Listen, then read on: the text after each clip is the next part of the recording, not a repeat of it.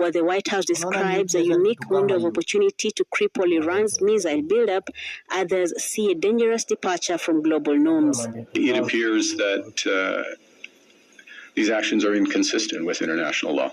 The dissent isn't just coming from the usual skeptics. In Washington, the halls of Congress are echoing with internal debate.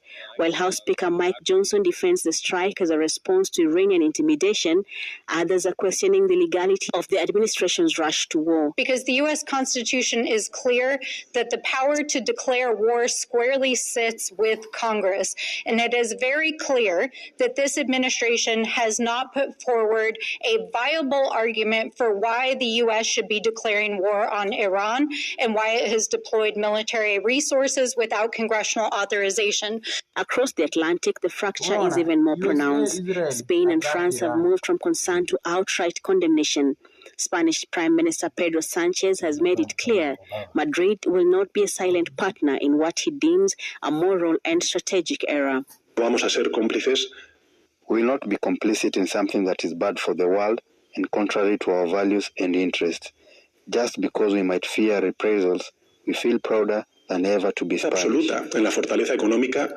That defiance has drawn the ire of President Donald Trump.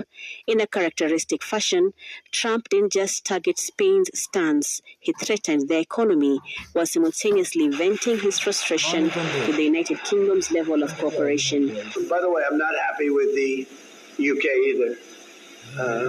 That island that you read about, the lease, okay, he made it for whatever reason, he made a lease of the island. Somebody came and took it away from him. And it's taken 3-4 days for us to work out where we can land there. It would have been much more convenient landing there as opposed to flying many extra hours.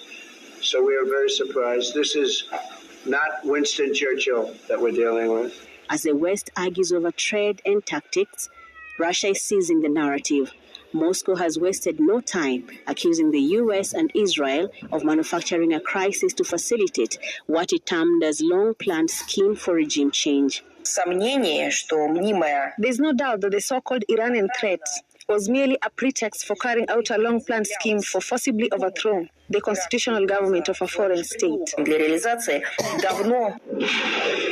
With missiles still flying and allies drifting apart, the narrow window the U.S. spoke of may have set it on a path towards achieving its military goals, but the diplomatic cost is proving to be a price many are not yet willing to pay.